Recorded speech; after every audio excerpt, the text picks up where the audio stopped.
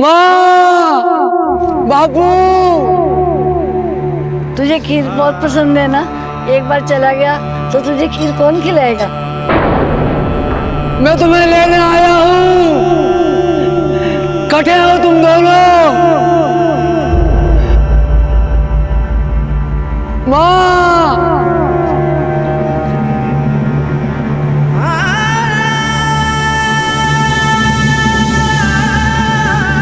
माँ, बापू, माँ।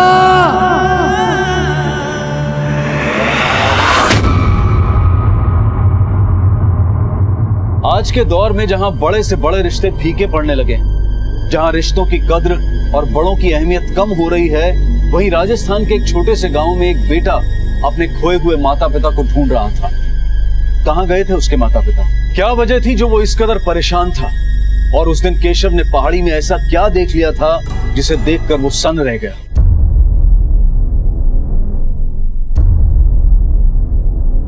कौन से गांव से हैं आप लोग? सर हम भीनमाल से हैं। ये केशव है, इसके सारे परिवार वाले भीनमाल से ही हैं, पर अब इसके माँ बाप लापता हैं। लापता है? कब से लापता है? ये तो मुझे भी नहीं मालूम साहब। मैं तो 6 साल से हटे था ही नहीं। बम्बई में रिक्शा चलाता हूँ और जब 6 साल बाद वापस लौटा तो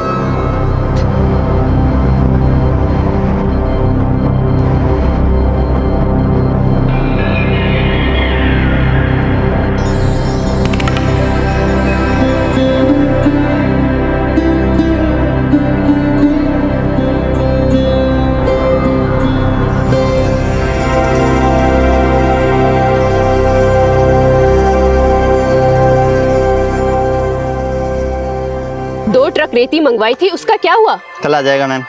पक्का? एकदम पक्का। ध्यान रखना। हाँ। घड़ी कम्मा सरला दीदी। खम्मा घड़ी कैसे हो केशव? आ गए मुंबई से? अरे मुझे तो लगा था कि तुम शादी करके ही वापस आओगे। आप भी ना दीदी, बिल्कुल भी नहीं बदली। कैसे हो केशव? मैं बिल्कुल ठीक हूँ विनोद भैया, आप कैसे हो? सब बढ़िया। कब आया मुंबई से? मैं बस अभी चला आ रहा हूँ। चल अच्छा हुआ।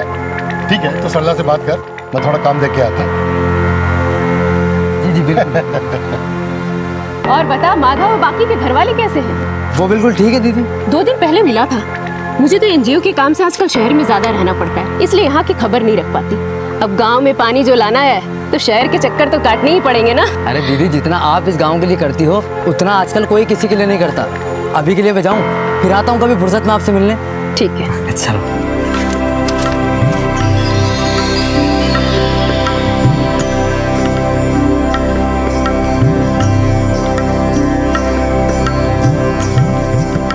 अरे गुड्डू, गुड्डू, तू गुड्डू है ना? हाँ? अरे इतना बड़ा हो गया है। मैं गया तो जब तू 1 साल को तो। कौन हो? मैं कौन हूँ? अरे मैं तेरा काका। आप मेरे काका हो? हाँ। अम्मा, अम्मा देखो काका आए हैं। अम्मा देखो काका आए हैं। अरे केशव, अचानक हटे, ना कोई खबर ना कोई संदेश। अरे भाभी साहब, मैंने सोचो कि जब अपने घर जा रहे हैं तो खोज खबर देने की क्या जरूरत है? अरे केशव, अचानक आ गए हो? अब बताया भी नहीं हैं? घड़ी खम्मा भाई साहब। घड़ी खम्मा। खैर जाने दे। वैसे तू कौन सा पूछ के गया था मुझसे? भाभी साहब, माँ बाबूजी कहीं नजर नहीं आ रहे? कटे बाहर गए हैं कहीं?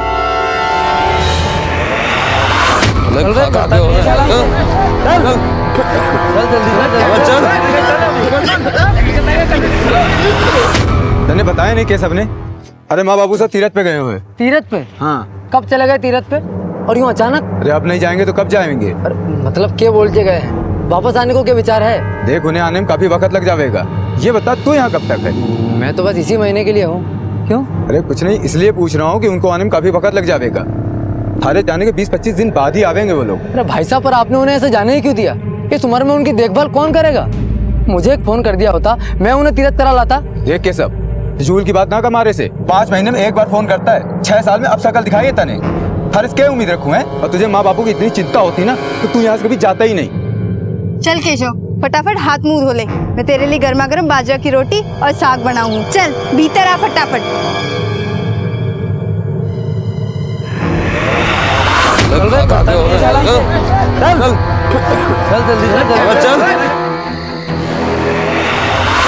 राम राम काका। अरे कैसा तू कहता है बम्बई से? आज ही आया हूँ काका। हाँ बैठ। कैसे हो? ठीक हूँ बिल्कुल। और घर में काकी और आपको बेटो मोनू वो दोनों कैसे हैं? मैं भी ठीक है। मोनू तो सरपंच के कारखाना में काम करे। अच्छा। हाँ।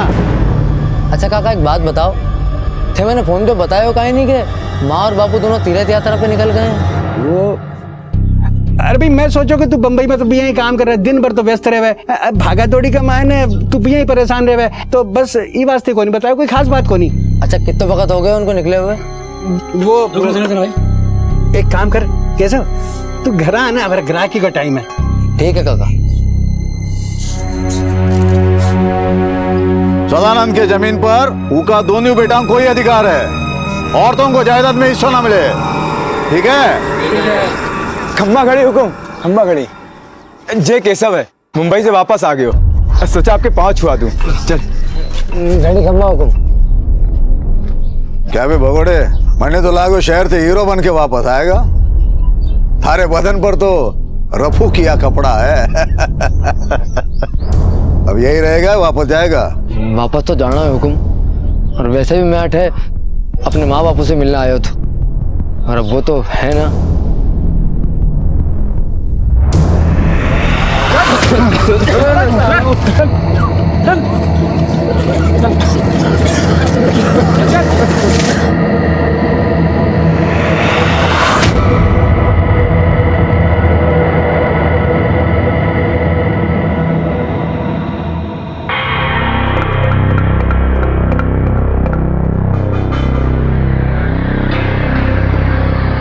अच्छा मैं चलता हूँ, ठीक है? आ जा केशव, आ चल।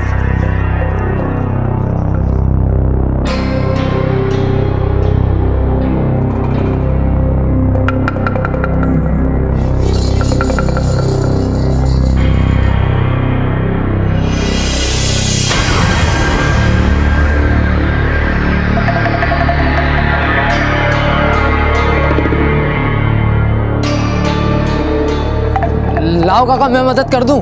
नहीं बेटा, अरे बराबर मैं कर लूंगा। अरे ला काका मैं हाथ लगा दूं इधर।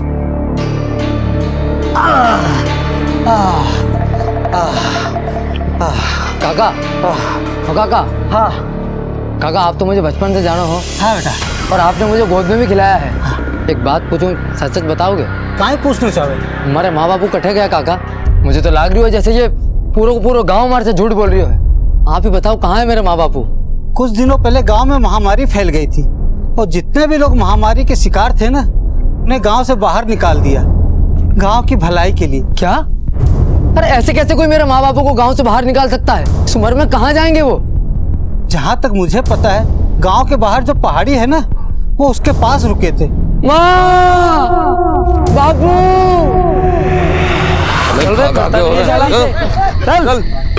चल जल्दी चल। मैं तुम्हें लेने आया हूँ, कटे हो तुम दोनों। चल जल्दी।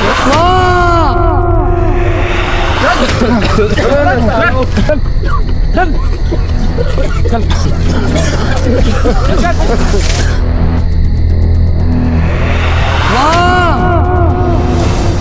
बापू, माँ।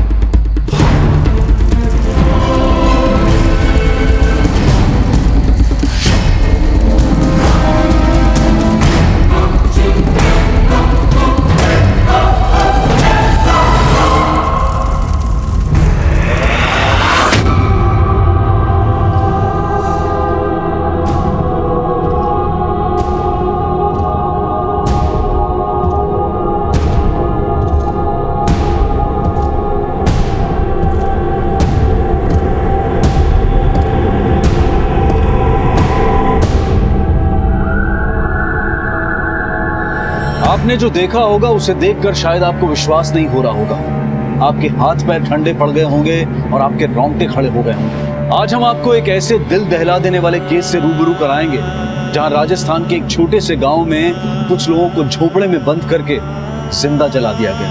आखिर कोई इतना कठोर दिल कैसे हो सकता है? क्या ऐसा करने वालों के दिल में जरा सी भी दया नहीं बची थी? आखिर क्यों इन लोगों को जिंदा जला दिया गया? क्या गांव में फैली महामारी ही इस अपराध की वजह थी जो इस कदर बर्बरता से इन गांव वालों को मार दिया गया? क्या इस अपराध के पीछे कोई एक इंसान था या फिर पूरा का पूरा गांव ही इस घृणित अपराध में शामिल था? दीदी, सारे गांव वालों ने हमारे साथ धोखा करा है। हमारे माँ बापू को इन लोगों ने गांव से बाहर निकाल दिया और अब गांव के बाहर वाली उस पहाड़ी में उन सारे लोगों की जली हुई लाशें मैंने देखी।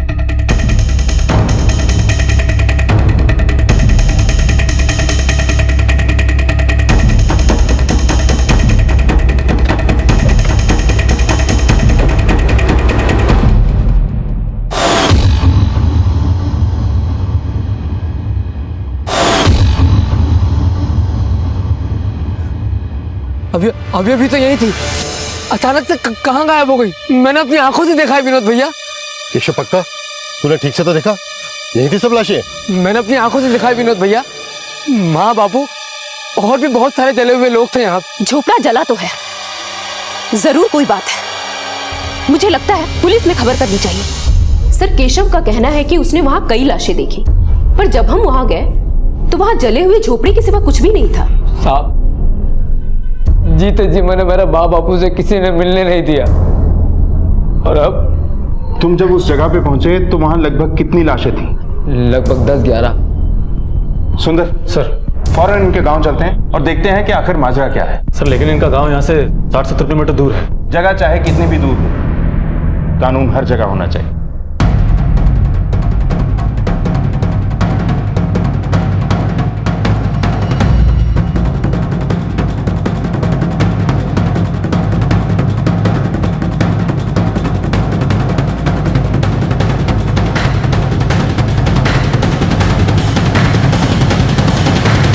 यही जगह है सर, यहीं पे देखा था मैंने।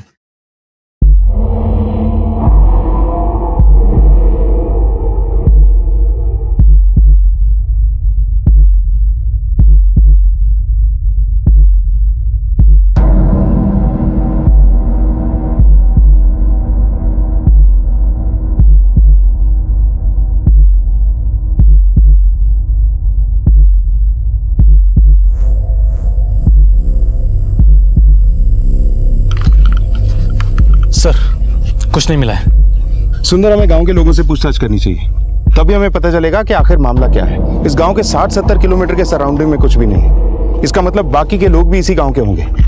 बात अगर केशव के माँ बाप के मरने की होती तो मामला दुश्मनी का या पारिवारिक हो सकता था, लेकिन एक साथ इतने सारे लोगों के मरने की घटना ये किसी और ही तरफ इशारा करती है।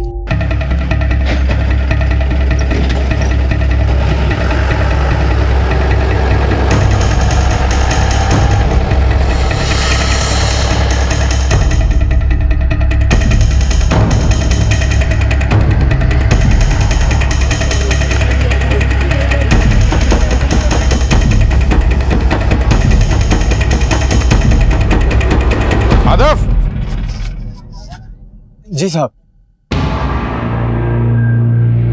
आग?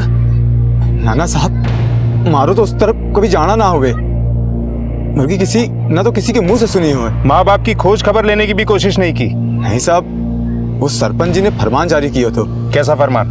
गांव के कुछ लोग अशुद्ध हो गए थे, सबको बीमारी हो गई थी, एक दूसरे को देख लेने से भी बीमारी फैल जाती थी, इसलिए गांव के सरपंच जी ने उन गांव वालों को गांव से बाहर निकालने का आदेश दे दिया और ये भी कहा साहब कि अगर उनसे कोई मिलेगा तो उनको गांव में घुसने नहीं दिया जाएगा। इसलिए साहब हम कभी उधर जाते भी ना थे। ये बात है दरोगा साहब, अरे आप करो हमारे गांव की तरफ कैसे? अब कुछ ठीक तो है ना? हम अक्सर वहीं दिखाई देते हैं सरपंच साहब जहाँ कुछ ठीक नहीं होता है।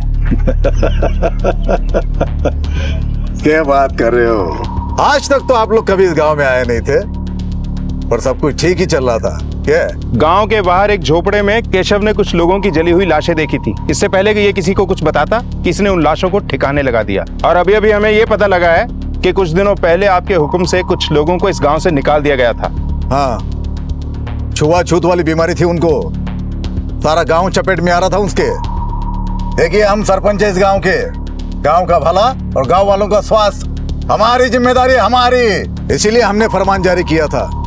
हुक्म, वो पहाड़ी के पास तो अक्सर वो तांत्रिक ने देखे गए हो जो 2 साल पहले नरबली वाला मामला में जेल गए हो, और पहाड़ी के पास तो वो कोई घर है, कहीं ये सारे मामले में उसी का तो हाथ नहीं है? ये किस तांत्रिक की बात कर रहे हो तुम? सही बोल रहा है, पागल है वो आदमी।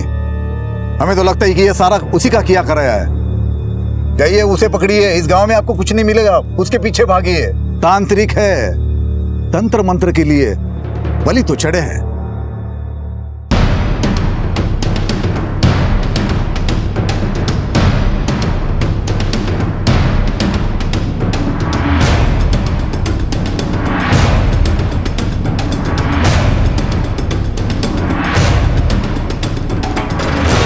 सुंदर, ये तांत्रिक जहां भी दिखाई दे इसे पकड़ के पुलिस स्टेशन लेकर आओ। बीमारी की वजह से बेचारे गांव वालों को गांव से बाहर कर दिया गया। गांव में कोई अस्पताल, कोई ऐसी सुविधा भी नहीं है जिससे इनका इलाज हो सके। आखिर इन लोगों को ऐसी कौन सी बीमारी थी जो एक दूसरे में फैल रही थी, और तांत्रिक ने इतनी सारी लाशों को कब गायब किया होगा? सर शायद ऐसा हुआ होगा, जब केशव पहली बार वहां पर गया होगा तो उसने उसे वहां देख लिया होगा, और केशव के जाने के बाद तांत्रिक ने सारी लाशों को ठिकाने लगा दिया होगा। एक काम करो, अपने 2 कांस्टेबल्स को इस गांव में छोड़ दो।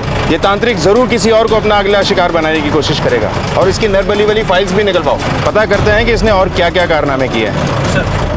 गांव वालों से पूछताछ करने पर ऐसा लग रहा था कि उन्हें एक जवाब रटा सा दिया गया, और यही बात पुलिस के शक को और गहरा कर रही थी। आज भी हिंदुस्तान में ऐसे कई गांव हैं जहां कई किलोमीटर के रेडियस तक कोई कानून व्यवस्था नहीं है, और जहां कानून व्यवस्था नहीं होती वहां लोग अपना कानून बना लेते हैं। पुलिस के लिए फिलहाल इन 12 लाशों का राज सबसे बड़ी चुनौती थी, जिसे सुलझाने की वो पूरी कोशिश कर रहे थे। वहीं गांव में कुछ ऐसे लोग भी थे जिन्हें ये बात बिल्कुल रास नहीं आई थी कि केशव की वजह से गांव में पुलिस का आना हुआ। केशव की दिलेरी की वजह से ही पुलिस को इन लाशों के बारे में पता चल पाया था, लेकिन कहीं इसी दिलेरी की वजह से केशव किसी मुसीबत में तो नहीं फंसने वाला था।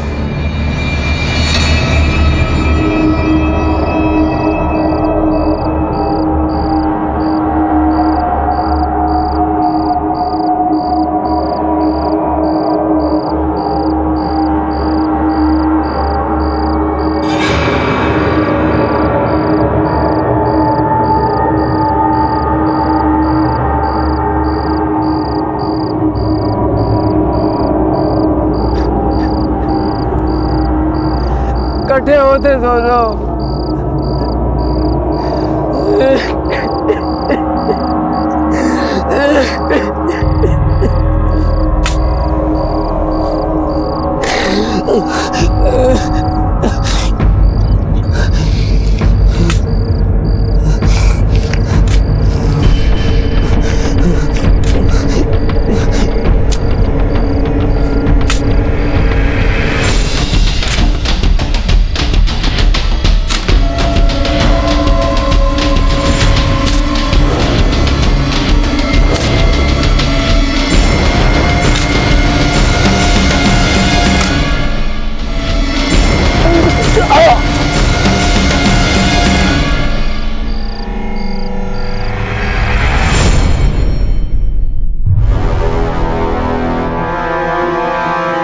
सर, कल रात से पता नहीं केशव कहाँ चला गया, और अभी तक घर भी नहीं लौटा है। क्या साहब, हम दोनों पूरी रात इंतजार करते रहे, लेकिन केशव का कोई अता पता नहीं चला साहब।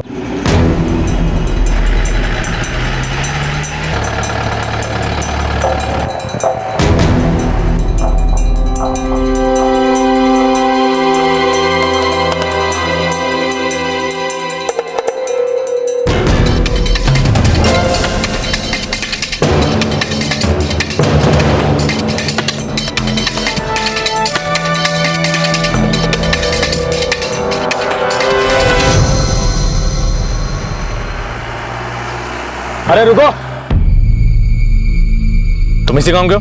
जी हुजूर। माधव के भाई केशव को पहचानते हो, जो भी मुंबई से आया है? जी हुजूर, केशव को तो मैं पहचानता हूँ। वो कल रात यहीं घूम रहा था, पर बड़ा परेशान सा लग रहा था हुजूर। किस तरफ गया था वो? हुजूर, वो इसी तरफ गया था। ठीक है, तुम जाओ।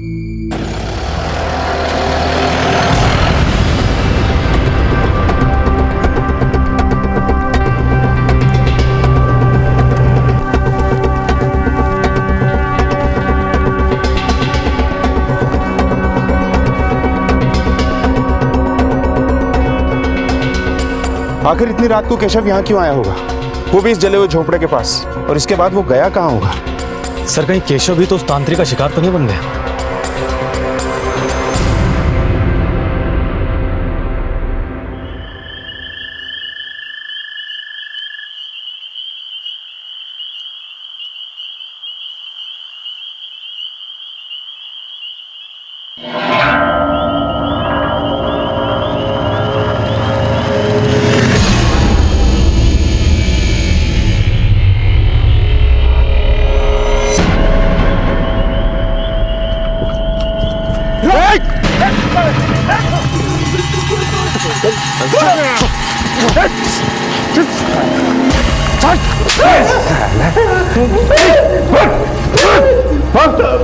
बोल, क्यों कर रहा है ये सब? क्यों नहीं सबकी जान? कहाँ है सबकी लाशें? बोल। क्या हुआ साहब, क्या बात है? अच्छा, तुझे पता ही नहीं क्या बात है? वो चाकू, उस पे लगा हुआ खून। बेटा तेरी सारी हिस्ट्री हमारे पास है। पिछले केसों से तू बच गया था, मगर इस केस से नहीं बचेगा। बोल बोल, क्यों मारा केशव को? साहब मैं क्यों किसी को मारूंगा, और आप किस केशव की बात कर रहे हो? तू इन सब मासूमों की बलि चढ़ा रहा था, और केशव वो है जिसकी बलि तूने कल चढ़ाई।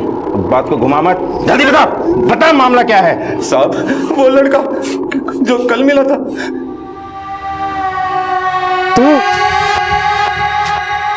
तूने मारा उन सबको?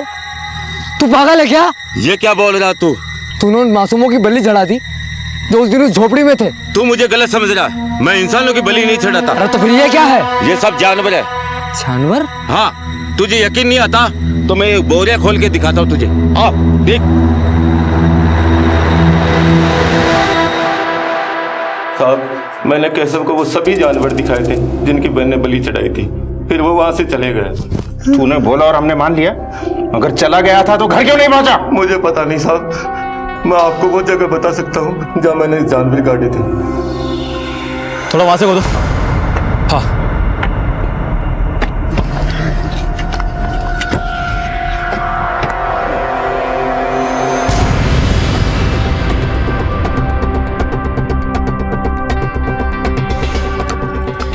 सर, यहाँ तो सारे जगहों से गड़े हुए जानवरों की लाशें मिली हैं। जानवर की लाश? वैसे उसके चाकू पे लगे खून की रिपोर्ट भी आ चुकी है।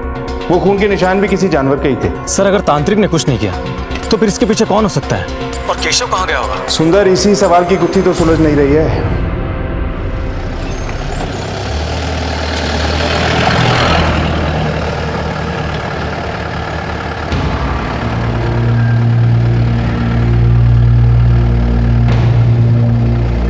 इस सुनसान इलाके में फैक्ट्री? चौधरी एक काम करो, इस फैक्ट्री पे ले लो।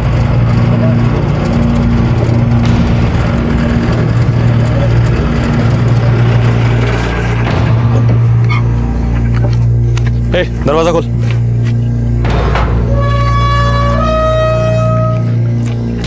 क्या भाई, ये फैक्ट्री बनता क्या? साहब उनसे पूछ लीजिए, वो सुपरवाइजर हैं।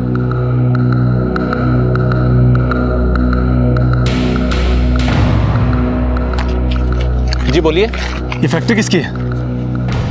फैक्ट्री तो सरपंच जी की है। किस चीज की फैक्ट्री है? और इतनी बदबू क्या आ रही है? आपको जो कुछ ही पूछना है आप सरपंच जी से पूछ लीजिए।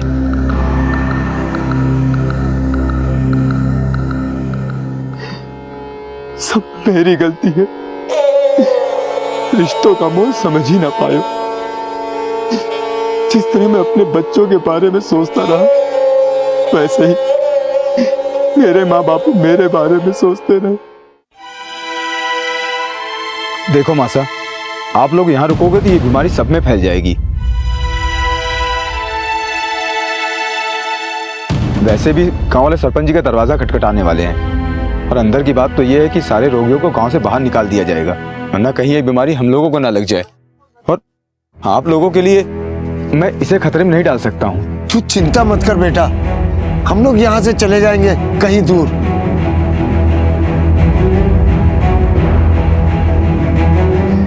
दीदी, केशव के लिए भी मैं ही जिम्मेदार हूँ।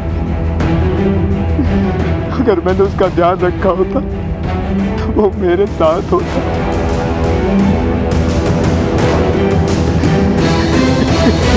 सुंदर, समझ में नहीं आ रहा है कि आखिर माजरा क्या है। पहले इतनी सारी जली हुई लाशें, फिर अचानक से सारी लाशें गायब, और अब वो केशव जिसने आकर हमें सब बताया था वो भी गायब है। सर गांव से भी कुछ खास पता नहीं चल पा रहा है, पर गांव की कुछ ही दूरी पर एक फैक्ट्री है जहां पर गांव के अधिकतर लोग काम करते हैं, और ये फैक्ट्री वहां के सरपंच की है। पर मैं जब उस फैक्ट्री में गया था तो वहां से बहुत बदबू आ रही थी। पता नहीं फैक्ट्री में क्या बनाया जा रहा था। शहर से इतनी दूरी पर फैक्ट्री का होना मुझे बड़ा अजीब सा लग रहा था। मैंने क्रॉस चेक किया है, सरपंच इस फैक्ट्री को गैर कानूनी ढंग से चला रहा है। सुंदर, हमें इस फैक्ट्री की छानबीन करनी चाहिए। शायद जिन लोगों की मौत जलने की वजह से हुई वो इसी फैक्ट्री में काम करते हो, और ये बीमारी उन्हें इस फैक्ट्री की वजह से ही हुई हो।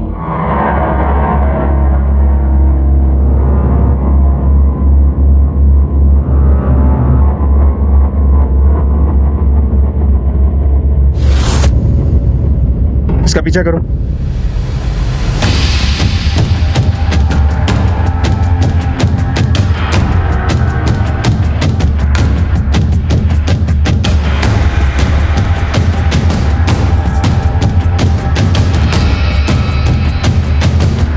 रुको।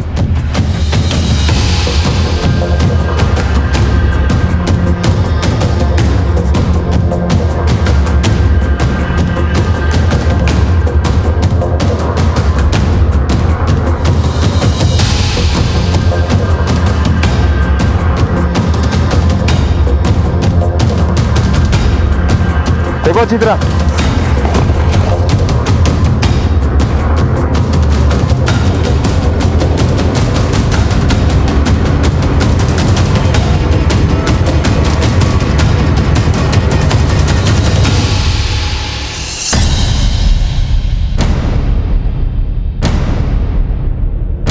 सुंदर सर,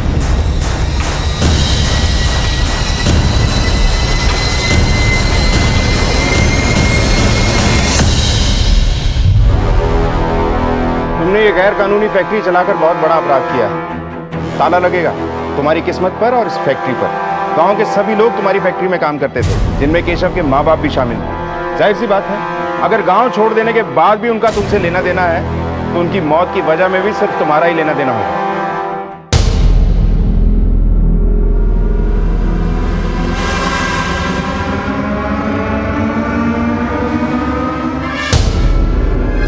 दरोगा साहब, जो मारो गांव है, मारे को यहां से लेके जाना इतना आसान ना है। आपको लेके तो जाएंगे ही सरपंच साहब, आज नहीं तो फिर कभी से। चलो।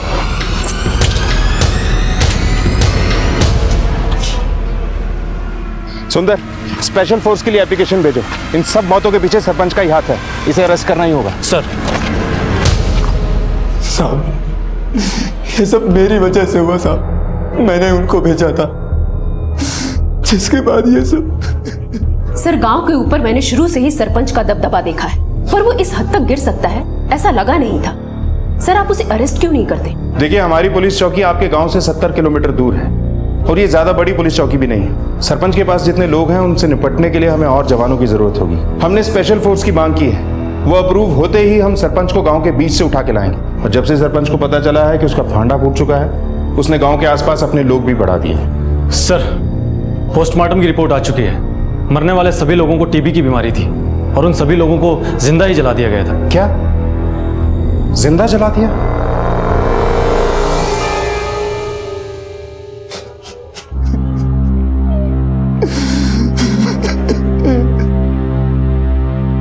टीबी यानी ट्यूबरकुलोसिस, जिसे हिंदी में क्षय रोग भी कहते हैं। ये एक ऐसा रोग है जो एक इंसान से दूसरे इंसान में फैलता है। हिंदुस्तान में हर साल तकरीबन 12 लाख लोग टीबी से ग्रसित होते हैं, और उनमें से मरने वालों का आंकड़ा हर साल लगभग 2.5 लाख के भी ऊपर जा चुका है। ऐसा नहीं है कि इस रोग का इलाज संभव नहीं है।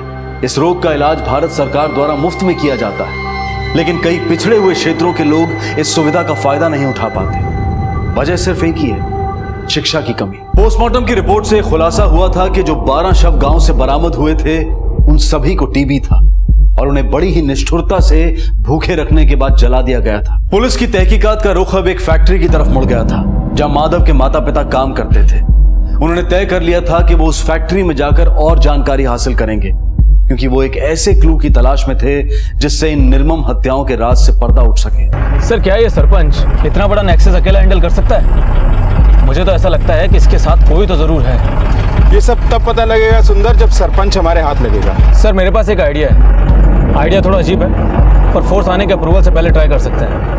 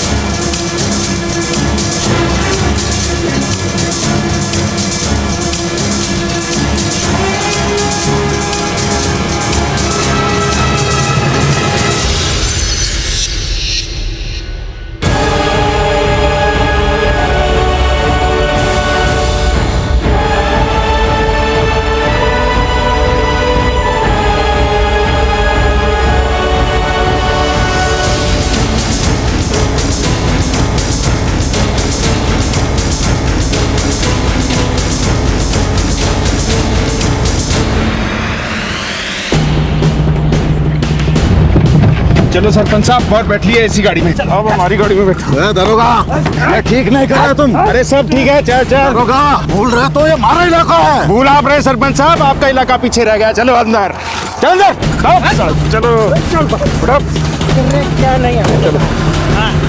अरे तुम जानते नहीं हो। एक तो तू गैर कानूनी फैक्ट्री चला रहा था, ऊपर से तेरे ही डंपिंग ग्राउंड में जली हुई लाशें मिलती हैं और मरने वाले सभी लोग तेरी ही फैक्ट्री में काम करते थे। क्या ये सब? हाँ मैं मानता हूँ वो फैक्ट्री मेरी है, वो लाशें मेरी जमीन पर मिली थी, लेकिन सब उन सबको महामारी थी। उनको महामारी नहीं थी, टीबी थी उन्हें, जो तेरी ही फैक्ट्री में काम करने की वजह से होती। क्या ये सब मामला? सर केशव को पता चल गया है।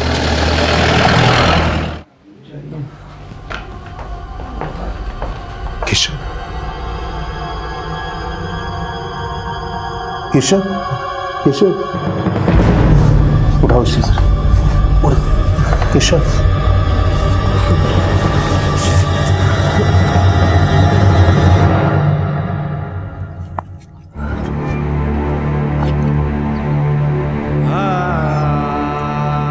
भाई साहब मैं तो यहाँ माँ बापू से मिलने आया था, एक अरसे के बाद उनका चेहरा देखने वाला था। पर देखो ना ये क्या हो।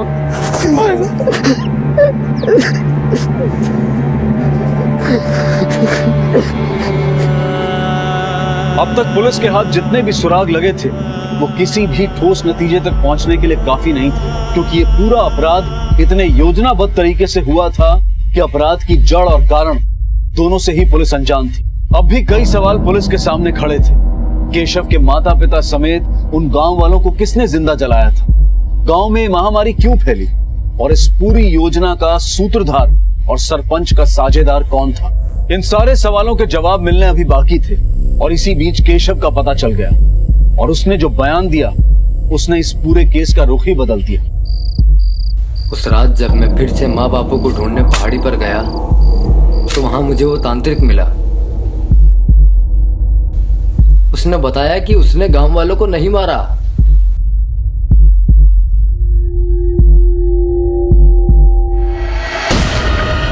और यही बात जब मैं सरला दीदी को बताने गया तो केशव, अरे रुक जा।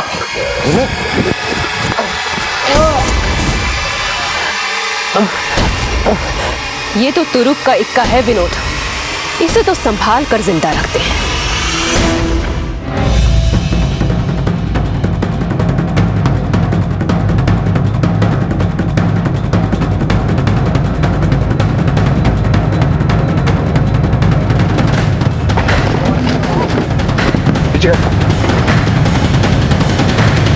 तुझे तो मैंने सबसे साफ सुथरा समझा था।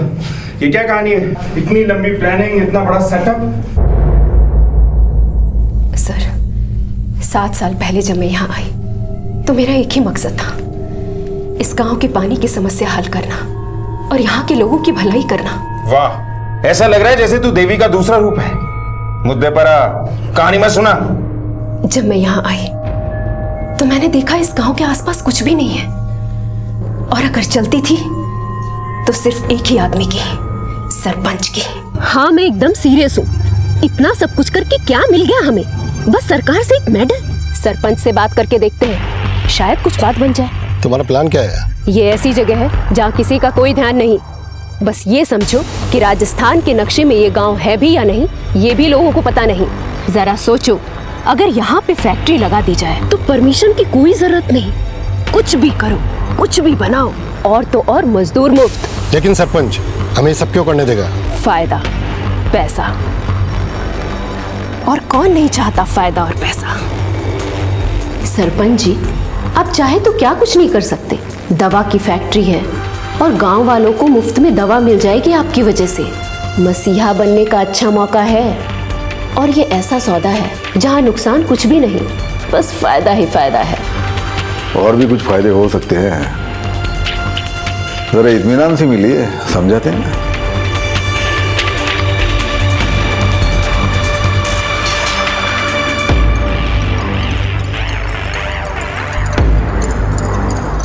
तो कल से फैक्ट्री के काम में हाथ लगा दे सरपंच जी।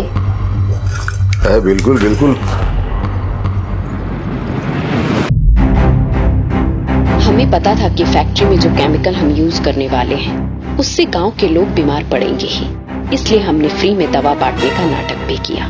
गांव वालों को जो दवा हम बांटते थे उसमें पानी भरा होता था। ये बात हमने सरपंच को नहीं बताई थी। फैक्ट्री और बाकी का सब कुछ सरपंच के नाम पर चल रहा था। हमें शक तो था सरपंच की नीयत पर, और फिर तभी हम लोगों को इतने कम पैसे। बात तो 50-50 की हुई थी ना? अरे बात हुई थी, कोई लिख के तो नहीं दिया था ना। ये ठीक नहीं है। ठीक लगे तो कर, वरना तंबू बम्बू उखाड़ के गांव से बाहर फेंकवा दूंगा। मैंने सोच लिया था कि इस गांव से सरपंच को उखाड़ फेंकूंगी। फैक्ट्री में धीरे धीरे लोग बीमार पड़ने लगे। उनकी बीमारी जब लोगों में फैलने लगी तो मैंने ही सरपंच से कहा कि उनको गांव से बाहर निकाल दें, ताकि फैक्ट्री में रात में भी काम करवा के उनसे से ज्यादा मुनाफा कमाया जा सके। और फिर उस रात जब सरपंच ने बीमार गांव वालों को गांव से बाहर झोपड़ी में बंद कर दिया था, तो मैंने और विनोद ने मिलकर उन्हें जिंदा जला दिया। मेहनत हम करें और पैसे वो खा रहा था। अब देखती हूँ सरपंच को। झोपड़ा जलकर राख हो गया है और इन लाशों को उसकी जमीन पर फेंक कर आएंगे। उस दिन विनोद उन डेड बॉडीज को सरपंच की जमीन पर ठिकाने लगाने ही गया था कि वहां केशव आ गया। केशव के निकलते ही विनोद ने उन डेड बॉडीज को सरपंच के डंपिंग एरिया में डंप कर दिया, और केशव के आने से पहले ही विनोद वापस ऑफिस आ गया। हमने सोचा था इस मामले में सरपंच को फंसाकर पूरे गांव पर राज करेंगे, लेकिन सरपंच ने बड़ी चालाकी से सारे मामले को तांत्रिक की तरफ मोड़ दिया। केशव को क्यों गायब कर दिया था तुम लोगों ने? और कौन से लाशें उठ के बोलेंगी कि हमने उन्हें जलाया है? और रही बात सरपंच की, तो कानून को सबूत चाहिए जो वो दे नहीं सकता। केशव, अरे रुक जा।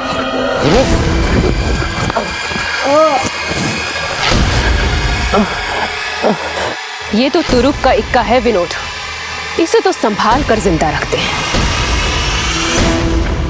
जरा से पैसों के लालच में तुम लोगों ने इतना बड़ा षड्यंत्र रचा, इतने सारे मासूम लोगों को बेरहमी से जिंदा जला दिया। इंसानियत को भी शर्म आएगी तुम लोगों पर। कोर्ट से मिलने वाली मौत की सजा बहुत कम है तुम लोगों के जुर्म के सामने।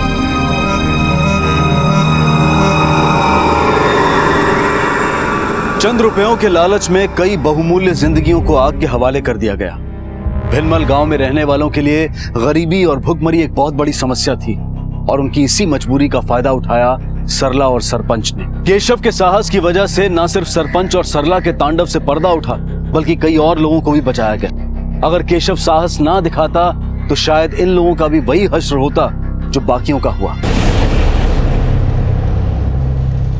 रोटी, कपड़ा और मकान इंसान की बुनियादी जरूरतें हैं, लेकिन इंसान की भूख अगर उसकी आंखों में उतर जाए और अपने घर को भरने के लिए झूठ और फरेब का सहारा लिया जाए तो स्वार्थ के घड़े भर तो जाते हैं, लेकिन उसकी प्यास नहीं बुझती।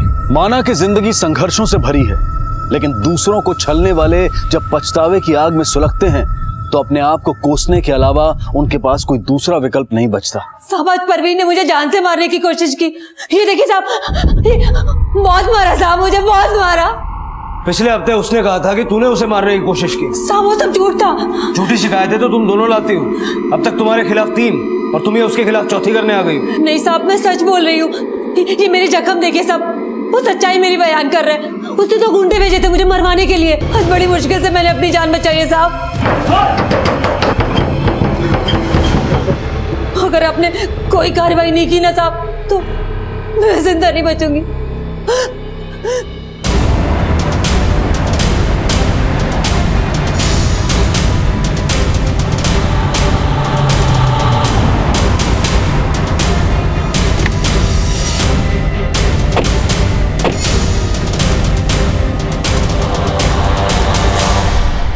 तुमने मरियम को मरवाने के लिए गुंडे भेजे थे? नहीं साहब, वो मरियम झूठ बोल रही है। लेकिन उसने तो बोला कि तुम्हारे भेजे गुंडों ने तुम्हारे नाम से उसको धमकाया, जान से मारने की कोशिश भी की। गुंडे तो मरियम के वो दोनों मुश्तंडे बेटे हैं जो हम दोनों बहनों का रोज पीछा करते हैं। घर से निकलना तक मुश्किल करके रखा है दोनों ने हमारा। चल ऐसा करते हैं हम हमारे सब्जेक्ट चला लिया। लोमड़ी की नस्ल सालो, अगर हमारा पीछा किया तो सब देख रहे हैं। अरे देख रहे हैं तो क्या, सब लोग सिर्फ देख ही रहे, कोई ना पकड़ के मारता क्यों नहीं है? चला लिया, चल यहाँ से। साहब, उनकी शिकायत हम आपसे ना कर दें, इसीलिए ये दाव खेला है उसने। पाटिल, कामिल और उसकी बीवी मरियम को पुलिस स्टेशन बुलाओ। सब। और तुम भी पुलिस स्टेशन आओ। आज या तो तुम लोगों की सुलह होगी या सबके सब लॉकअप में होंगे।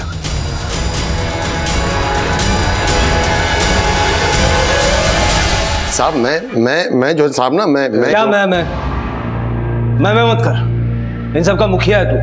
अगर अपना कुनबा संभालने का बूता नहीं है तो 2 शादियां क्यों की? मुझे नहीं पता था कि ये वश में शौक मेरी इज्जत तार-तार कर देगा। ईमान की कसम खाता हूँ साहब कि मेरे अंदर इंसान है। तो क्या हम जानवर हैं? हाँ, और अपनी इस लोमड़ी को संभाल ले। हाँ, अरे लोमड़ी होगी तू। अगर तेरे अंगूर खट्टे निकले इसका मतलब ये नहीं है तू किसी और की मिठास छीनेगी। अरे छीना तो तूने है हमारा सुकून। तेरे वो बेगैरत लौंडे सरेआम मेरी लड़कियों का दामन खींचते हैं। तू और तेरी लौंडियों ने ना अगर अपने बुरके संभाले होते तो संभालने वाला मैं मुंह नोच लूंगी। बस, आखिरी वार्निंग दे रहा हूं। आज के बाद अगर तेरी बीवियां, बेटियां या बेटे कोई भी झूठी शिकायत लेकर यहां आया और हमारा टाइम बर्बाद किया तो उनसे तो मैं बाद में निपटूंगा। पहले मैं तुम्हारी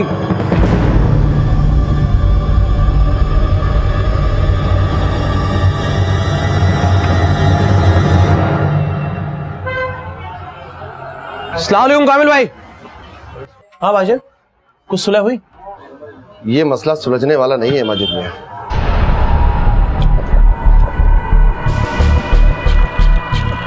दोनों ही सुलग रही हैं। लगता है मुझे अब कुछ दूसरा ही तोड़ निकालना पड़ेगा। तोड़ तो निकालना ही पड़ेगा, वरना तुम्हारा दिलफेक बाप उस घर को उन्हीं के नाम कर देगा। अब ये घर मैं अपने नाम कराकर ही दम लूंगी। अम्मी, ये बात तो तुम तब से बोल रही हो जब से तुम्हारे शौहर इस घर से गए। लेकिन इस बार मेरा दांव खाली नहीं जाएगा। लेकिन अम्मी आप करने क्या वाली हो? उसे अपनी लौंडियों की आबरू की बहुत फिक्र है ना, लेकिन इस बार वो वहां से बेआबरू होकर निकलेंगी। हाँ, यही ठीक रहेगा अम्मी। उसके दोनों बेटों को रेप चार्जेस में अंदर करवा देंगे हम। लेकिन अम्मी, पुलिस को यकीन कैसे दिलाएंगे कि वो तीनों धंधा करती हैं, गैर मर्दों के साथ ताल्लुकात हैं उनके? इस झूठ को सच बना के परोसने का क्या अंजाम हो सकता है? कभी सोचा है तुम दोनों ने? जो अंजाम हम भुगत रहे हैं उसे बदलने के लिए मैं किसी भी हद तक जा सकती हूँ। तुम अपनी हद में रही होती अम्मी तो हमारी जिंदगी का ये अंजाम कभी नहीं होता। आपा, जो हो गया उसे दोहराने का वक्त नहीं है, ये बदला लेने का वक्त है। ये क्या बना दिया तुमने आलिया को अम्मी? तू भी मेरी ही बेटी है, मैं भी तेरे जैसा ही सोचती थी। पर अब जो कुछ भी करने जा रही हूँ उसमें हम सबका ही भला है। गलत रास्ते से कभी किसी की जिंदगी खुशहाल नहीं बनती अम्मी। तो क्या जिंदगी भर अपनी बदहाली पर रोते रहेंगे हम? खून के आंसू रुलाने के लिए खून के घूंट भी पीने पड़ते हैं और खून बहाना भी पड़ता है। अम्मी, हम आपके साथ हैं। लेकिन अब्बू, माजिद मियां वो दोनों रुकने वाली नहीं है। पुलिस अब उन्हें नहीं मुझे तोड़ेगी और मुझे अपनी हड्डियां नहीं तोड़वानी। तो फिर आगे क्या सोचा है? अब जो सोचा है वही होगा। अगर तूने हमारा साथ नहीं दिया मैं तो गलत का साथ कभी नहीं दूंगी अम्मी। जैसे एक मयान में दो तलवारें नहीं रह सकती, उसी तरह से दोहरी शख्सियत रखने वाले कभी भी एक सुकून भरा आशियाना नहीं बना सकते। घर में 4 बर्तन होंगे तो खनकेंगे ही। इस कहावत से ज्यादा विशैला मुहावरा है अपनी ही थाली में छेद करना। जब अपने ही अपनों की शय और मात में दिलचस्पी लेने लगे तो रिश्तों की बिसात पर शुरू होता है नफरत का खेल।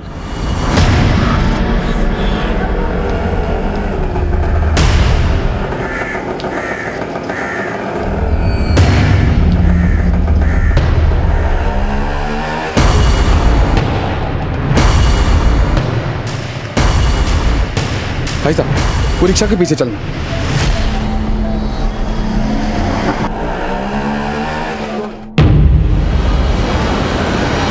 क्या हुआ? मेरी शक्ल भी भूल गई?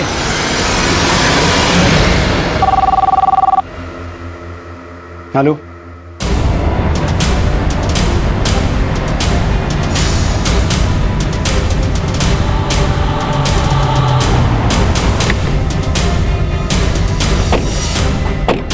हट जाओ, हटो हटो, साइड हटो। थोड़ा सामने था।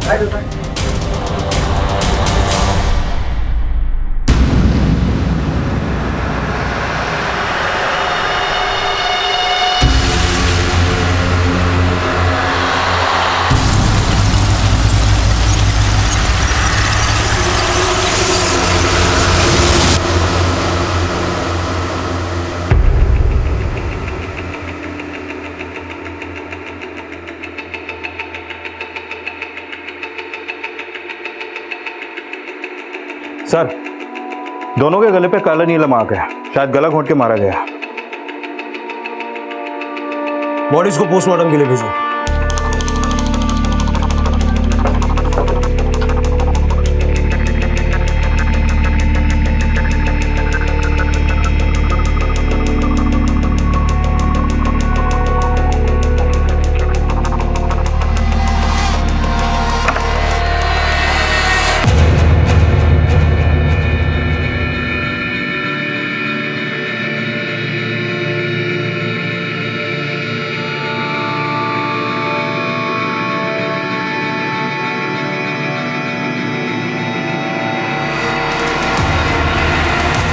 सर, दोनों लड़कियों की मां परवीन गायब है और उसका फोन भी स्विच ऑफ है। ये सारा खाने पीने का सामान भी फॉरेंसिक में भेजो।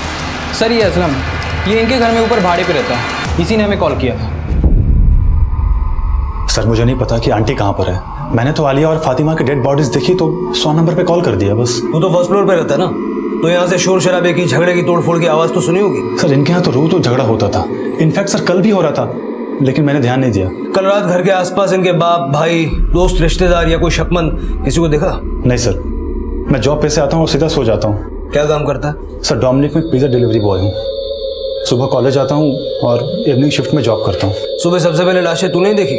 हाँ सर, मैं सुबह रेंट देने के लिए आया था तो देखा कि इनका दरवाज़ा खुला था। और कब से किराए पे रह रहा है? तकरीबन 1 साल से।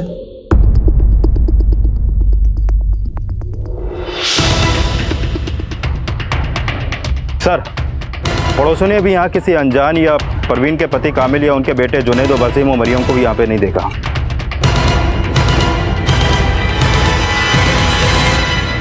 लेकिन ये कांड मरियम और उसके दोनों बेटों का ही किया धरा है। सबको लेके आओ, और उस परवीन के पति कामिल को भी। सर, 2 बिल्लियों की लड़ाई में रोटी बंदर खा जाता है। इस कहानी का ये सबक हम सब ने बचपन में पढ़ा होगा, लेकिन जानवरों का तर्क देकर इंसान को समझाना हमेशा कारगर सिद्ध नहीं होता, क्योंकि कुछ इंसानों की प्रवृत्ति जानवरों से भी बदतर होती है। और आलिया और फातिमा की हत्या ऐसी ही पशुता का प्रमाण था। लेकिन उनकी हत्या में किसका क्या फायदा और कैसा मकसद छुपा था? और उनकी मां परवीन इस वक्त कहां थी? इन सवालों के जवाबों की तलाश में पुलिस का परिचय इन मां बेटियों की जिंदगी के ऐसे पहलुओं से होना था जो इस केस को 4 साल पीछे ले जाने वाला था। आलिया और फातिमा तुम्हारी सगी बेटियां नहीं थी? वो परवीन के पहले शौहर सादिक की बेटियां थी। ये सादिक कौन? सादिक हमारे होटल पे सब्जी सप्लाई करता था। परवीन कभी कभी पैसे लेने आती थी, तभी से हमारी बोलचाल है।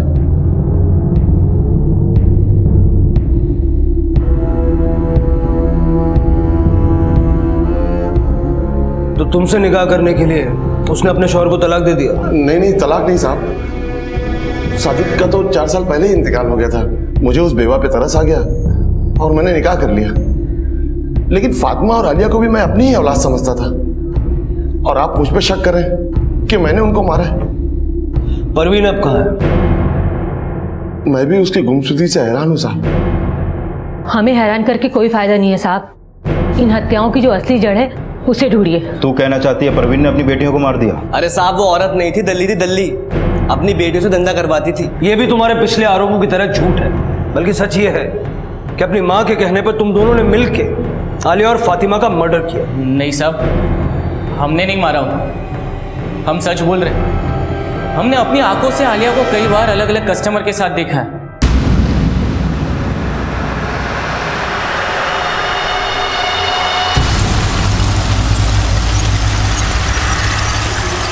आलिया को किसी के साथ देख लिया तो उसका यह मतलब है कि वो प्रोस्टिट्यूशन करती थी। और फातिमा? फातिमा तो अपनी माँ के और बड़े धोखे का शिकार हुई। कैसा धोखा? 6 महीने पहले उसकी मंगनी हारून से हुई। हारून? वो निकाह तो फातिमा से करना चाहता था, पर उससे इश्क परवीन लड़ा रही थी। परवीन।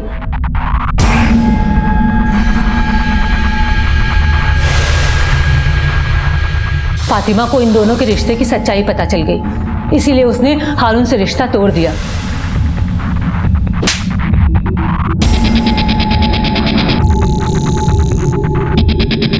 इसलिए वो परवीन को छोड़कर हमारे साथ रहने लगा।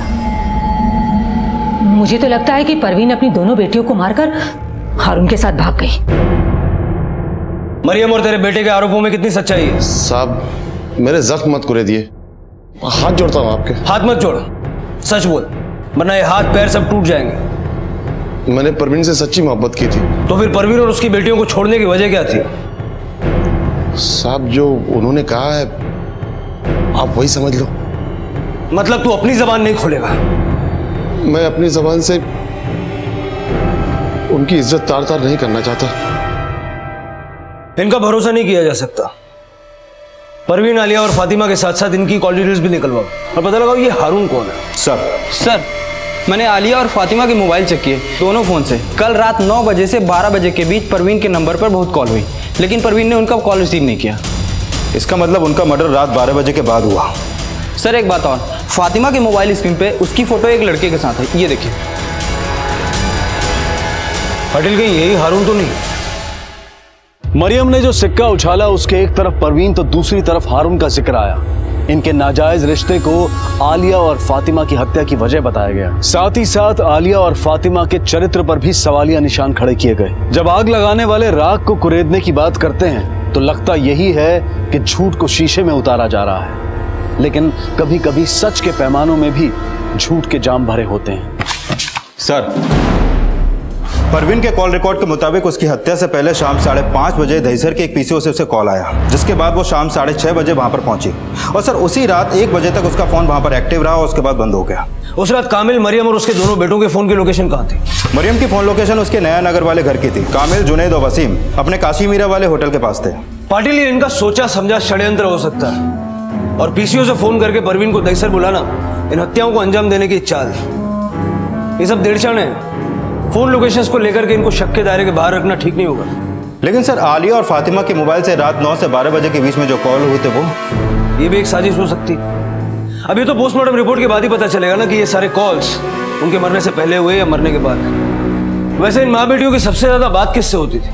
सर, आलिया के मोबाइल से उसके कॉलेज के जिशान नाम के लड़के को कॉल ज्यादा होते थे, और फातिमा के मोबाइल से हारून को। इस जिशान को भी बुलाओ। और ये हारून कब आ रहा है?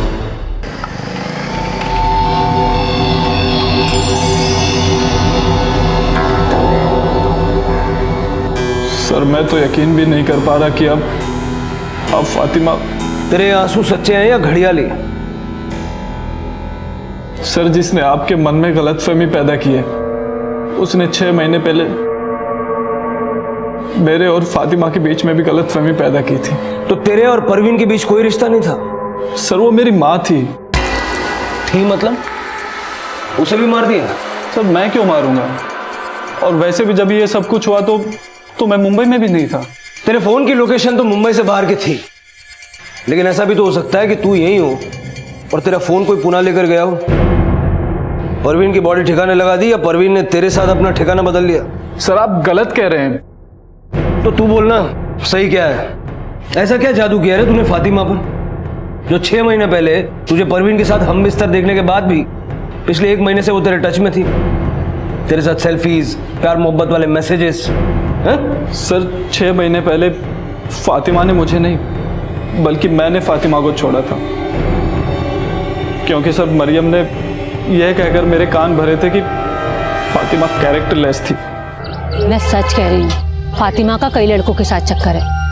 उसकी माँ और बहन ना किसी से कम नहीं है। लेकिन आप तो उनकी बड़ी माँ है ना। मैं उन्हें कुछ नहीं मानती और तुझे इसलिए आगाह करने आई हूँ कि कल को तुझे बलि का बकरा बना के कहीं पैसे ना ऐंठ ले। लेकिन सर 1 महीने पहले मरियम और उनके दोनों बेटे जुनैद और वसीम की सच्चाई मेरे सामने आ गई।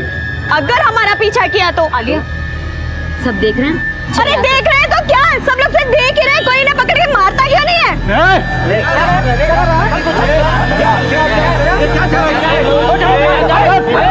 चल यहाँ से। उसके बाद मैंने खुद सच का पता लगाया। सर वो लोग उनको जानबूझकर बदनाम कर रहे थे ताकि वो लोग परेशान होकर ये शहर छोड़ दें और वो उनका घर हड़प लें। ये तुझे बताया किसने? आलिया ने। और फातिमा तो इतनी स्वाभिमानी थी कि वो अपनी अम्मी और बहन को कहती थी कि उनको जो कुछ भी चाहिए वो दे दो। सर फातिमा बहुत अच्छी लड़की थी।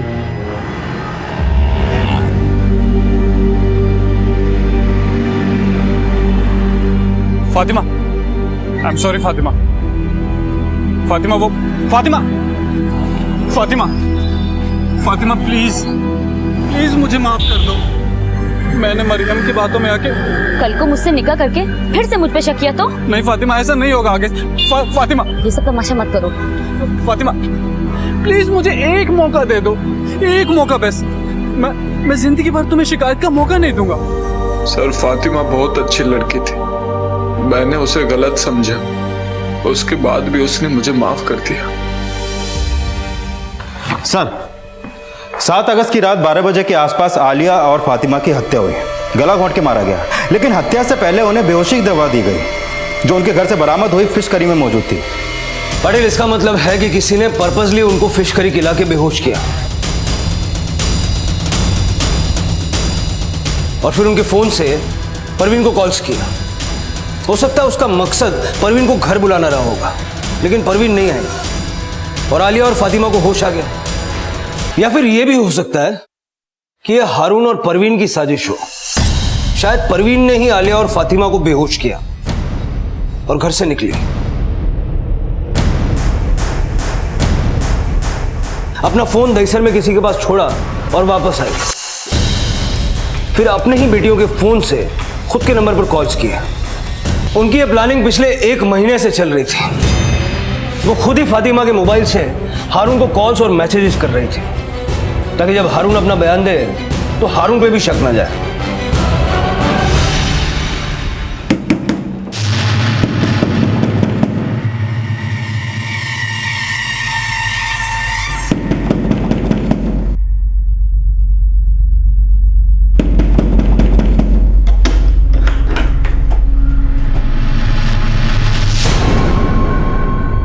सर मैंने हारून की अलीबाई चेक की, मर्डर वाली रात वो पुणे में ही था। पाटिल, कहीं ऐसा तो नहीं कि परवीन और उसकी बेटियां मरियम और उसके बेटों के बदले का शिकार हो गई? हो सकता है इन्होंने परवीन को मार के ठिकाने लगा दिया हो ताकि हम परवीन को अपनी ही बेटियों का मर्डर समझ के ढूंढते रहे। सर मैंने परवीन, फातिमा और आलिया की बैंक की स्टेटमेंट चेक की। आलिया के बैंक अकाउंट में 1.5 लाख रुपए हैं, जबकि उसकी माँ और बहन के अकाउंट में 6 और 7 हजार रुपए। इस आलिया के बॉयफ्रेंड जीशान का क्या स्टेटस? सर मेरी उससे बात हुई है, कॉलेज के बाद आ जाएगा। सर आलिया मेरी अच्छी दोस्त थी, हम एक ही कॉलेज में पढ़ते थे, इसलिए अक्सर हमारी बातें हुआ करती थी। तेरा अफेयर था उससे? जी सर। आलिया तुझसे उधार भी मांगती थी क्या? नहीं सर, लेकिन आप ये सब। आखिरी बार कब मिले थे उससे? सर 7 या 8 अगस्त को। 8 को नहीं, 7 को, क्योंकि उस रात उसका मर्डर हो गया। लेकिन सर मैं शाम को थोड़े टाइम के लिए मिलने गया था उससे। चलता हूँ यार। नहीं, डिनर करके जाना, आज फिश करी का प्रोग्राम है। तू बना रही है? नहीं मैं नहीं, कोई और आ रहा है। कौन? मेरा बॉयफ्रेंड। मतलब मेरे अलावा कोई और भी है? बहुत है सर, मुझे नहीं पता आलिया की जिंदगी में और कौन कौन था। कोई भी हिंट जो उससे कभी मिला हो, उसे छेड़ता हो।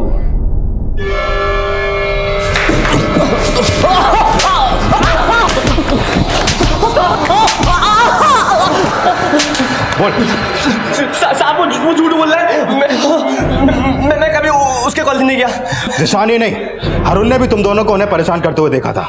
हारून परवीन की पढ़ाई बोल रहा है। ये परवीन की चाल है। दोनों मिले हुए हैं साहब। तुम कहना चाहती हो कि उसने ही अपनी दोनों बेटियों को मार दिया, लेकिन इसमें फायदा तो तुम्हारा ही है। तुम्हारे शौहर के नाम का वो मकान अब तुम्हारा हो जाएगा। साहब परवीन चाहती थी मैं मीरा रोड वाला घर उसके नाम कर दूं। तो तूने क्या किया? कामिल उसके साथ रहता जरूर था, पर उसने उससे निकाह नहीं किया था। फिर वो किस हक से घर मांग रही थी? तो इस बारे में तूने हमें पहले क्यों नहीं बताया? आप पहले ही मुझ पर खून का इल्जाम लगा रहे थे, मैं डर गया। वो औरत इतना गिर गई थी कि एक दिन मेरी और कामिल की गैर मौजूदगी में मेरे घर में घुस गई अपनी बेटियों के साथ। मुझे नहीं जाना है।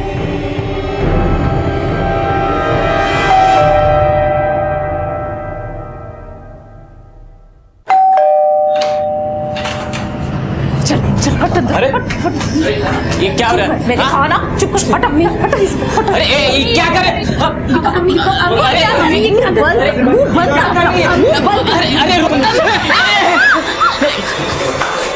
ये सब क्या हो रहा है यार?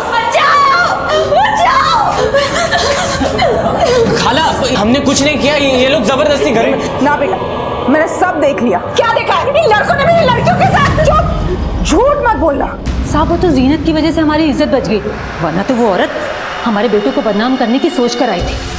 हाँ ये सच है, मरियम और उसके बेटे कभी किसी का कत्ल नहीं कर सकते। और जिस रात कत्ल हुआ उस रात मरियम मेरे साथ मेरे घर पे ही थी।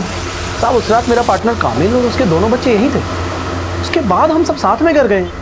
सब मरियम और उसके बेटों ने यह भी बोला था कि परवीन अपनी बेटियों से धंधा करवाती थी, फिर उनको मारने के बाद अपने आशिक के साथ भाग जाने का मोटिव। हो सकता है कि मरियम के बेटों को बदनाम करने की चाल नाकामयाब होने के बाद फातिमा ने उसका विरोध किया हो, आलिया ने भी उसका साथ दिया। तो इस थियरी के हिसाब से परवीन का मोटिव समझने के लिए हमें परवीन के कैरेक्टर को समझना होगा। पता लगाओ कामिल की जिंदगी में आने से पहले परवीन का अपने स्वर्गीय पति सादिक के साथ रिश्ता कैसा था, और साथ साथ ये भी पता लगाने की कोशिश करो कि हत्या से पहले पीसीओ से किसने परवीन के मोबाइल पे फोन किया था। सर,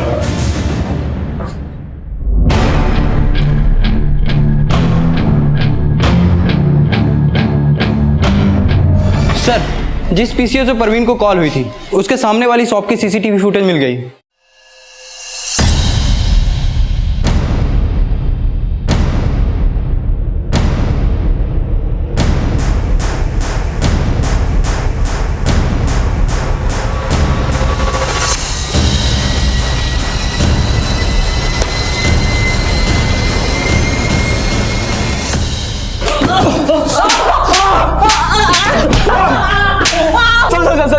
साहब बताता हूँ साहब, मैंने माना, मैंने उसे कॉल किया था, पर साहब हमने मारा नहीं। कॉल किस लिए किया था?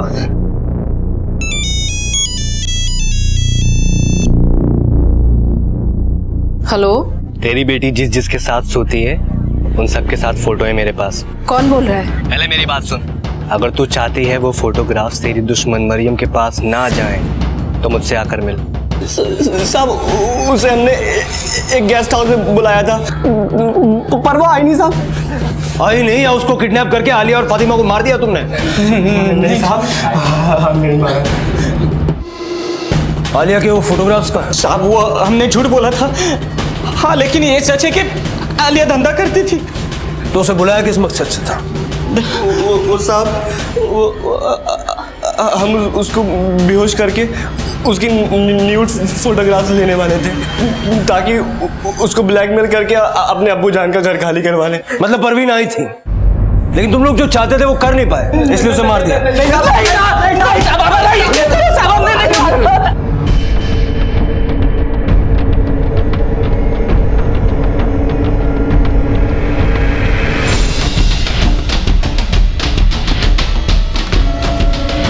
सर, जिस गेस्ट हाउस में जुनैद ने परवीन को बुलाया था वहां जुनैद और वसीम ने रूम तो लिया था, लेकिन गेस्ट हाउस के स्टाफ ने वहां परवीन को नहीं देखा, और वो दोनों भी रात 9 बजे वहां से चेकआउट करके चले गए।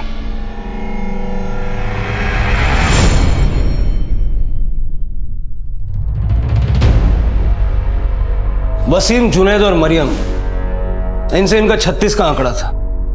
लेकिन मर्डर से पहले फिश करी में बेहोशी की दवा मिलाई गई, यानी ऐसा कोई शख्स भी वहां मौजूद था जो आलिया और फातिमा का करीबी था। सर, ये लोग बार बार ये भी दावा कर रहे हैं कि आलिया प्रोस्टिट्यूशन में थी। उसके अकाउंट में इतना पैसा होना, कहीं सर इस मर्डर में उसके किसी कस्टमर का तो हाथ नहीं? वसीम और जुनैद ने आलिया को जिस जिस गेस्ट हाउस के बाहर देखा है, वहां पता करो वो किन किन से मिलती थी।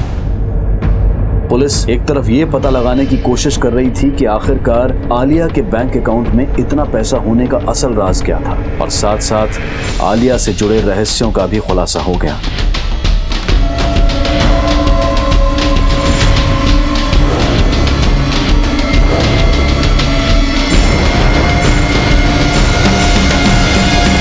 सर, आलिया अलग अलग आदमियों के साथ नहीं, सिर्फ इस अकेले के साथ मीरा रोड के गेस्ट हाउस में टाइम स्पेंड करती थी।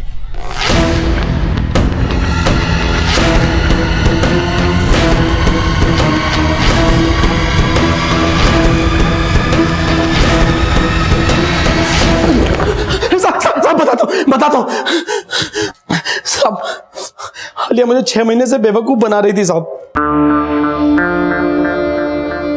वो कामिल से मिलने आती थी, मैं उसकी खूबसूरती देख के फिसल गया था।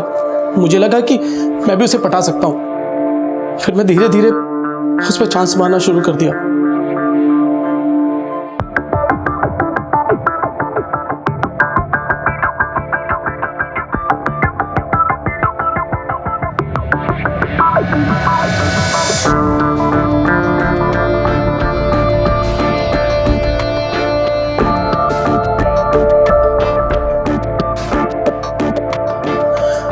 मैंने उसे निकाह करने का फैसला कर लिया, लेकिन वो मुझसे निकाह नहीं करना चाहती थी क्योंकि उसका लफड़ा पहले ही जिशान से चालू था।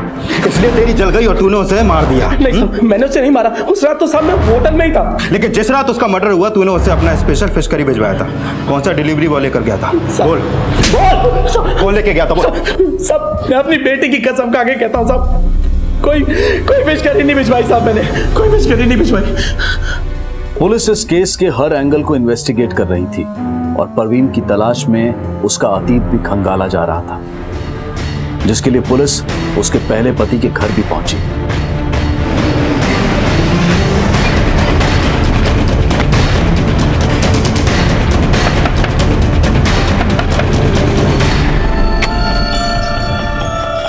जी बोलिए। जी, हमें सादिक और उसकी बीबी परवीन के बारे में कुछ बात करनी है आपसे।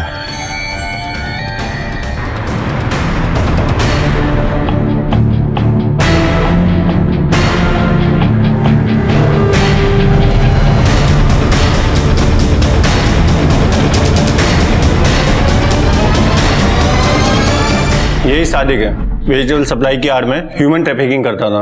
5 साल की कैद हुई थी, अभी 1 अगस्त को ही रिहा हुआ है। मतलब परवीन ने कामिल से झूठ बोला कि सादिक का इंतकाल हो गया। सादिक इस हत्याकांड से 1 हफ्ते पहले घर आया। कहीं सर उसी ने तो बदला लेने के लिए कांड तो नहीं किया? परवीन का पहला पति जिंदा भी था और एक क्रिमिनल भी था। यह खुलासा इस केस का एक टर्निंग पॉइंट था।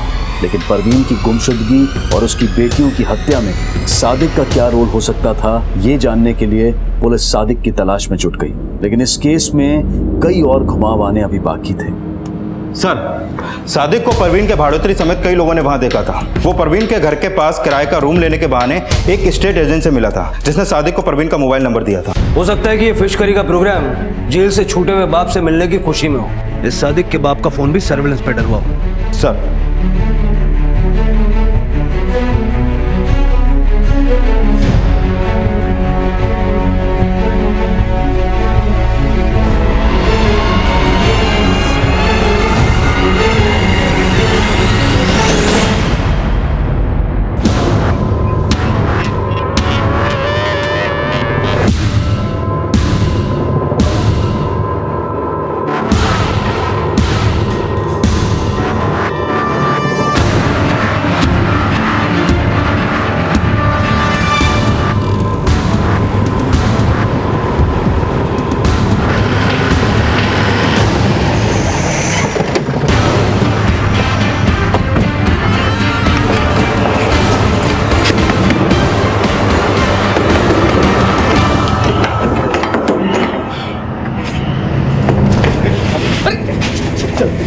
अंदर देखो कौन है।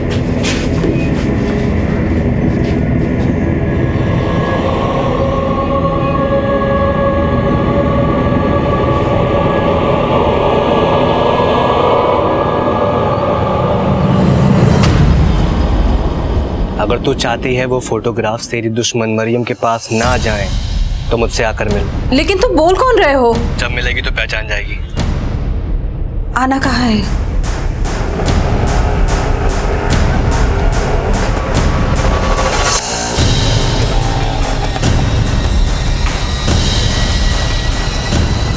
भाई साहब, वो रिक्शा के पीछे चलना। मैंने उसका पीछा किया साहब, और जैसे वो रिक्शा से उतरी, वो मेरे सामने आ गया। क्या हुआ?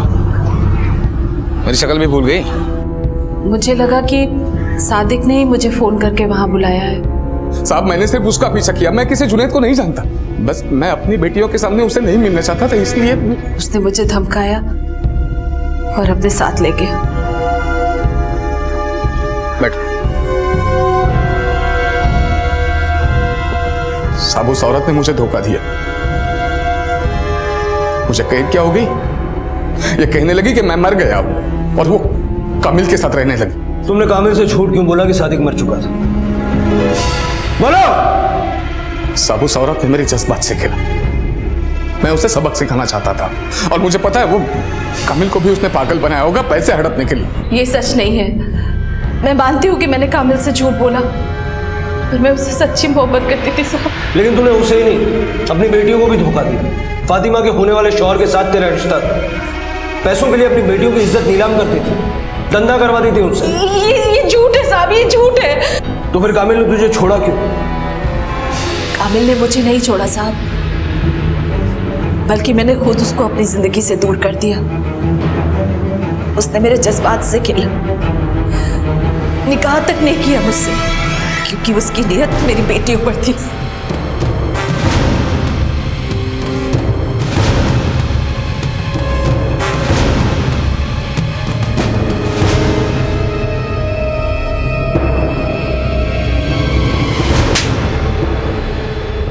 माना मैंने काबिल से झूठ बोला, लेकिन सादिक के जेल जाने के बाद मैं कैसे अपनी बेटी और अपना पेट पालती? सादिक के बाप ने भी हमें सहारा नहीं दिया साहब। सब मर्द एक जैसे होते हैं, सब मर्द। कामिल तो सादिक से भी बदतर निकला। सब फातिमा और आलिया मेरी अपनी बेटियां थी साहब,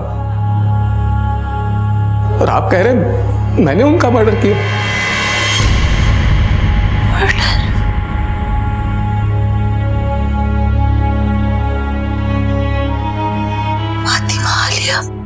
हाँ, उनका मर्डर हुआ है। मारने से पहले उन्हें बेहोश किया गया। जो फिश करी उन्होंने खाई थी उसमें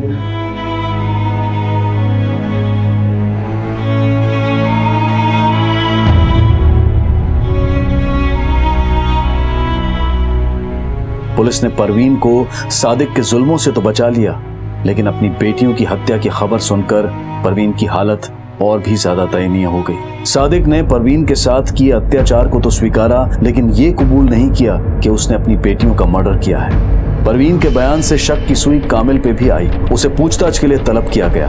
साहब, आलिया ने मुझ पर झूठा इल्जाम लगाया था। मैं उसे अपनी बेटी मानता था। अच्छा? मेरा यकीन करो साहब, उसने मुझे रेप के इस इल्जाम में फंसाकर परवीन की नजर में गिरा दिया, और फिर पुलिस कंप्लेंट की धमकी देकर मुझसे 1 लाख रुपए ऐंठ लिए।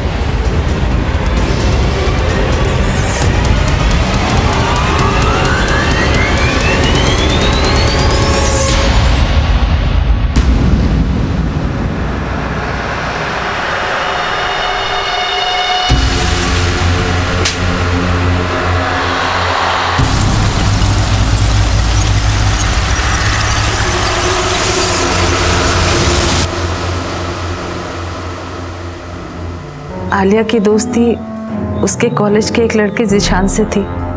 वो उसी से मिलने जाया करती थी। लेकिन आलिया माजिद से भी मिल रही थी। माजिद तो उसको अपनी दूसरी बीवी बनाने की सोच रहा था। ये बिल्कुल झूठ है साहब। अच्छा ये बताओ, उस रात जब तुम घर से निकली थी तो अपनी बेटियों के लिए फिश करी बना के निकली थी? Fish curry?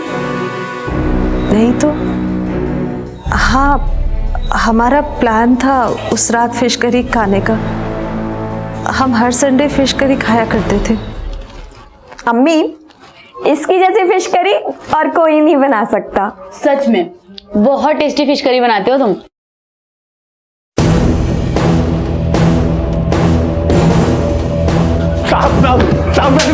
मैंने कुछ नहीं किया।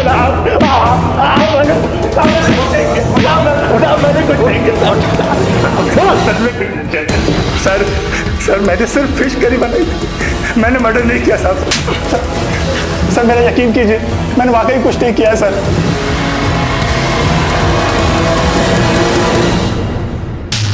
मेरी जमानत तो हो गई पर मेरे बेटे अभी तक अंदर हैं।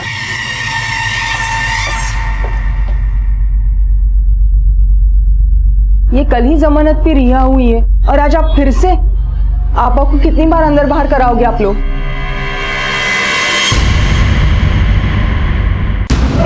जीनत, माजिद ने बताया कि तुझे उसकी अय्याशियों की कोई खबर नहीं थी, लेकिन तुझे तो सब कुछ पता है ना? ये किसने फोन किया? वेंडर का नंबर है, लो चेक कर लो। मुझ पे शक मत करो, मैं तुम्हें कभी धोखा नहीं दूंगा।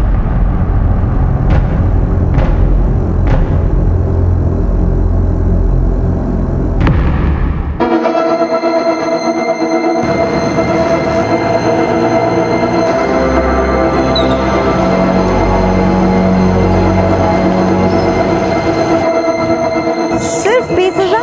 अब और नहीं है मेरे पास, मैं तुमको नहीं दे सकता आलिया। देने तो पड़ेंगे माजिद, वरना मैं तुम्हें मॉलेस्टेशन के चार्ज में अंदर करवा दूंगी। आलिया माजिद को ब्लैकमेल कर रही थी और माजिद ये बात मुझसे छुपा रहा था। मुझे लगा कहीं मेरी हालत मरियम जैसी ना हो जाए, इसलिए उनसे निजात पाने के लिए मैंने असलम को मोहरा बनाया। असलम की गरीबी के फायदा उठाया और नहीं, मैं नहीं कर सकता। देख, एक बार ये काम कर ले, फिर नौकरी छोड़ के चैन से पढ़ाई कर सकता है तू। मैंने किसी तरह असलम को मना लिया था। आंटी कहाँ पे? वो अभी आ रही हैं थोड़ी देर में। तुम रुको, आज फिश करी मैं ट्राई करती हूँ। तुमको देख देख के सीख लिया है मैंने। लाओ। अरे नहीं, तुम रहने दो, आज मैं इसे एक नए फ्लेवर से बनाने वाला हूँ। ओके।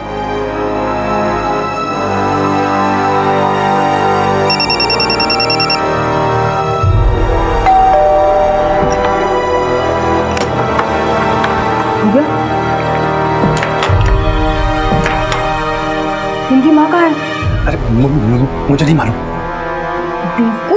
अगर वो जिंदा रही तो तेरी फिश करी वाली चाल पकड़ी जाएगी। मैं क्या करूं, वो आई नहीं। इन लोगों ने फिश खा ली। एक काम कर, परवीन को फोन लगा, कब तक आ रही पूछ, और जैसे ही वो आएगी ना उसको भी समझ गया ना। हाँ। और ये अपने फोन से नहीं, उनके फोन से लगा।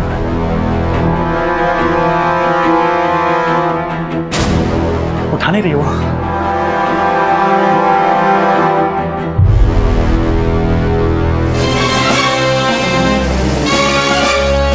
बस अब यहाँ रुकना ठीक नहीं है। देखो, तुमको जिससे बदला लेना था वो मर गई है। चलो निकलो यहाँ से।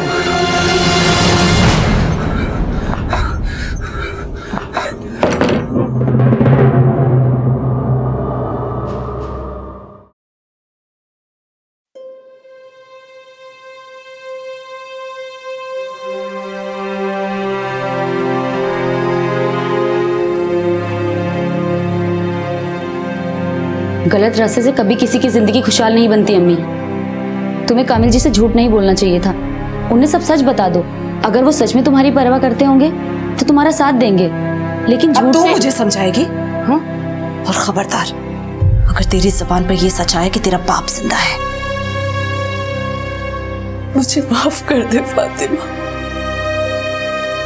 अगर मैंने तेरी बात समझी होती तो।